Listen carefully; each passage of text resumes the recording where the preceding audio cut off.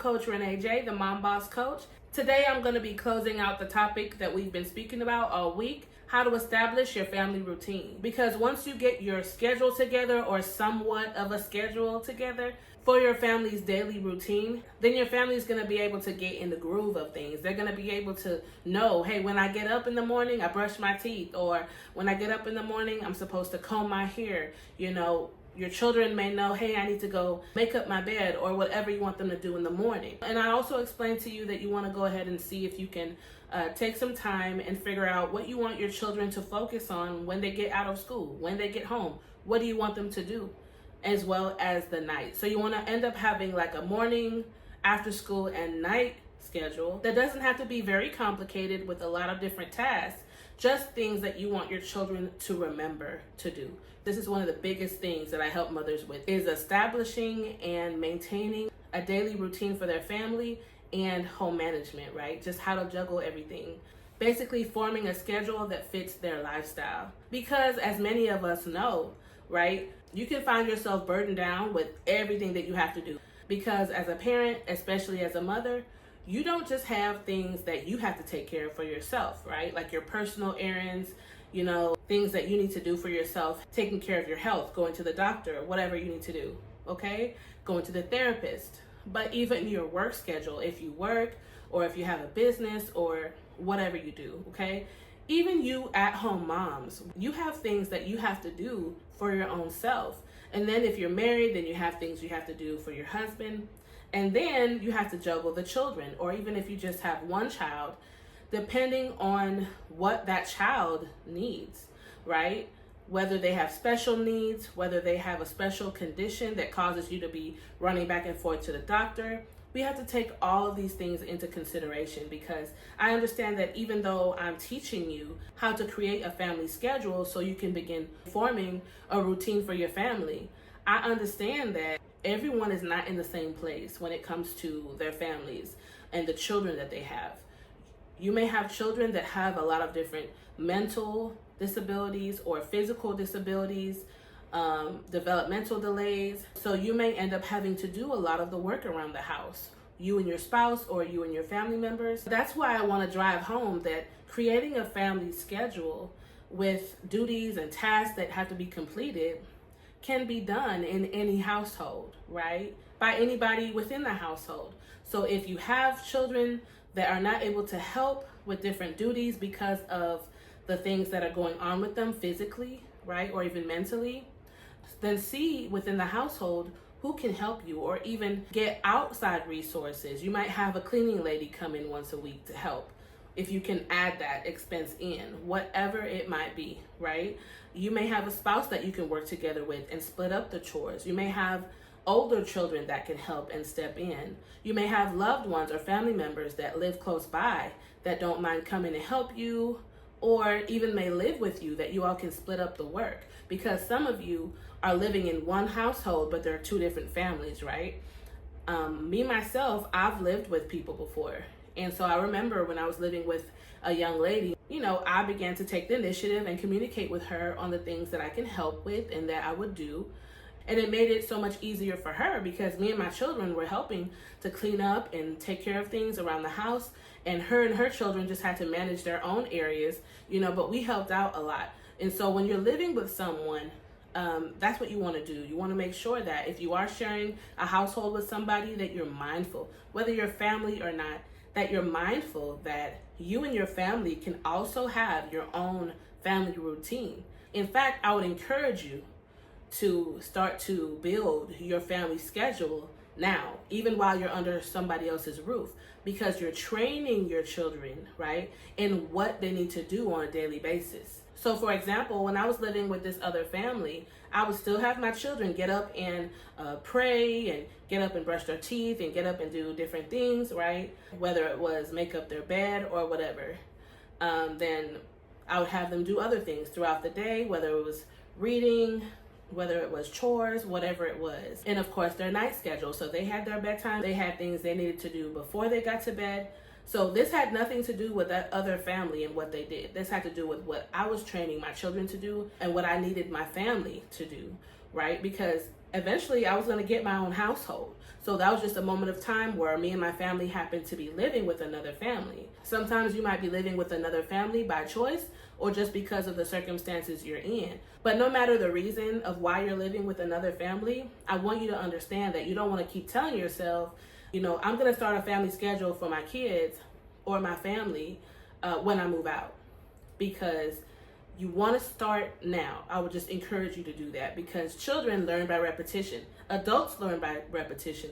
But while your children are still young, it's best to start training them now in how you want them to go about their day, right? And they're going to be able to take these things with them when they get older. They're not going to be confused about how they start their day off in the morning. If they have to be on time for school, teach them to get up in time, early enough to get ready and do all the things they need to do, okay, before they go off to school, whether they take the bus or you give them a ride, or if they're carpooling with a neighbor, whatever things your family needs to do.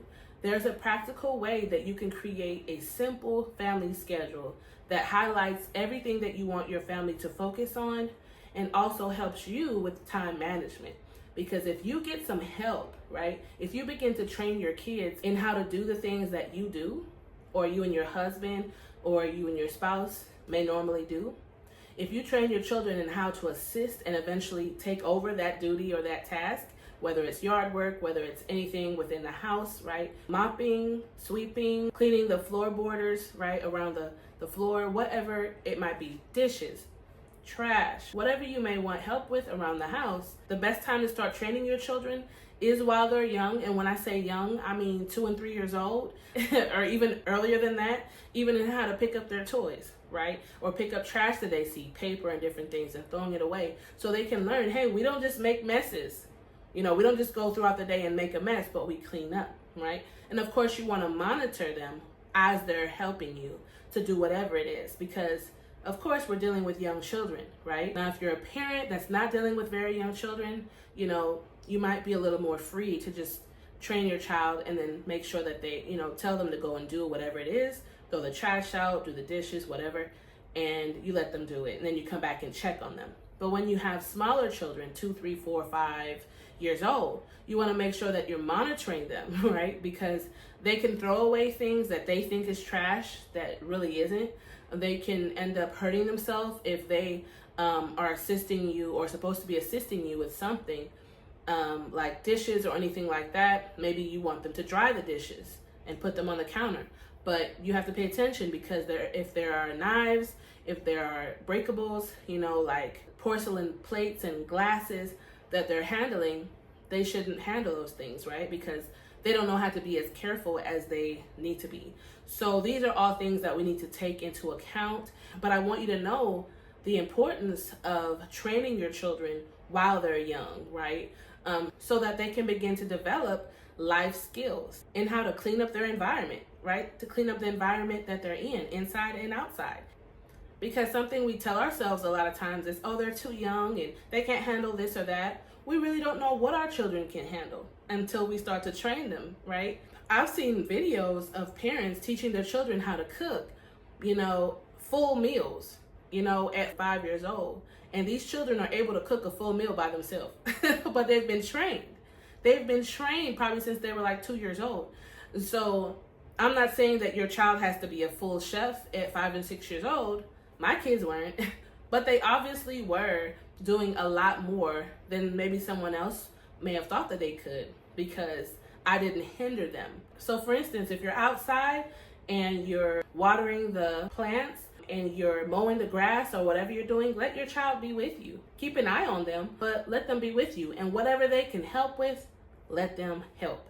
If you're doing yard work and you need help picking trash up out of the yard and throwing it in the trash, if you need help raking up leaves, you can get them a little rake. If they're 5 and 6 years old, they can rake up leaves. They can put it in a bag. They can work, right? And this is going to teach them in how to take care of not just the household that they're living in, but as they get older, they're going to learn how to keep up with a home, right? Because we want our children to be able to take care of whatever they may have as they get older. So if they have a home of their own, which many of us parents want our children to have a home of their own, they're going to be able to know how to take care of it. They're going to be able to learn how to maintain their yard and maintain their house and make sure that it's clean and it's not cluttered and all these things, right? And even beyond that, if you know how to cook, teach your child how to cook. They can cook with you. My children were cooking with me very early in their development. So whether they were helping me put water in a pot, and putting it on the stove, whether it was washing vegetables and fruits, whether it was pouring pasta or rice into the pot and stirring it for me, whatever it was, they were doing it with me. So over time, they started learning how to cook full meals. So by the time they were, adolescent age, 9 and 10 years old, they knew how to make rice and beans and macaroni and cheese and chicken and green beans and pancakes and eggs and bacon and all these different meals. They were able to make full meals, cook breakfast for themselves and all that. And so a lot of times moms, especially you moms, ooh Lord, I know because I used to do it. You can feel like, well, if I don't do it, it's not going to get done right. And so that's another thing I want to talk to you about, is just making sure that as you are creating this family schedule for your children, again, if you need help, reach out to me, right? DM me. My information is right here at the bottom of this video. So you want to make sure that as you're creating this family schedule for your children, you're really taking time to see what you really need help with. So this is what I suggest. You look at the who, what, and where, right? Who, what, and where. Ask yourself those 3 questions. As you're writing down the names of your family members and your children, right? And you're seeing and thinking what they can help with. Who is it? Is it your 5-year-old daughter that you want to find a chore for? Is it your 10-year-old son who's really rambunctious and really, gets into everything, right? Is it your 13-year-old daughter? Okay. Who is it? Is it your husband? Is it your another family member that lives with you? Is it yourself, right? So you want to write down the who. Then what? What do you want them to help with? Do you want them to sweep, mop? Do you want their job to be cleaning the ceiling fans? That might be something that's good for an adult to do or an older child. Do you want them to do dishes at different times of the week? So what do you want them to do? And then where, right? So where do you want them to do this thing? Do you want your 13-year-old to sweep the den or the living room? If you have hardwood floors, do you want them to sweep? Do you want your 10-year-old to do dishes? What do you want and how do you want it done, right? And mom, trust me, if you begin to ask yourself those 3 questions, who, what, and where, you're going to be able to have more clarity on the duties that you actually want to delegate to your family members. You're not going to be confused about who can do this and what needs to be done. It's going to cut down on confusion and help you to have more direction and how you approach your delegation of chores. So the last thing I want to remind you of, moms, is that you want to prioritize the things that you, in particular, the things that you have to do, right? Because I want you to add in the factors of health, right? Of work schedules, of other obligations outside of the home. I want you to sit back and consider, the different list of tasks or duties that you come up with for yourself or your husband if you're married, how this is going to affect your life throughout the week, okay? So basically, you want to make sure that you're not creating a family schedule that works for you and doesn't work for your family or work for your spouse if you're married. You don't want to overburden anybody. And that's what I really want to drive home. I'm giving you tips on how to strategically build a family schedule that will not be taxing, okay? It'll become the norm. It'll become, this is what we do. It is not draining. It's not too demanding to where everyone is exhausted from their work and school day, and then they have to come home and feel burdened down with all the chores and all of the duties and the long list of things that they're expected to do. So we want to be realistic as we're creating a schedule. Okay, so I would say start off small. I wouldn't suggest giving anybody more than 2 chores in one day. 1 or 2 chores, okay? And that does not include their bedroom.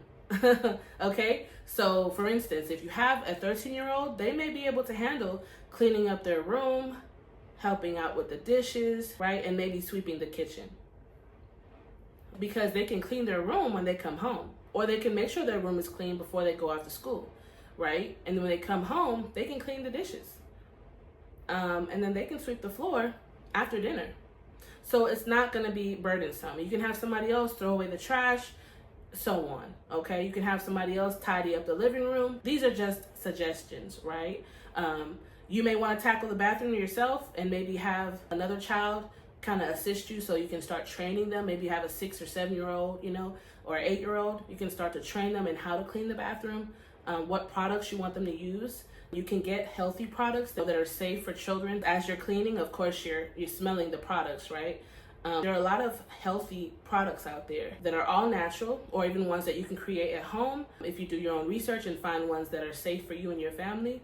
So there are ways to get this done, okay? I don't want this to be something far-fetched, because I speak to a lot of moms that, just feel like it's all on them. Because at the end of the day, it feels like it is. Even if you're married, it can feel like that.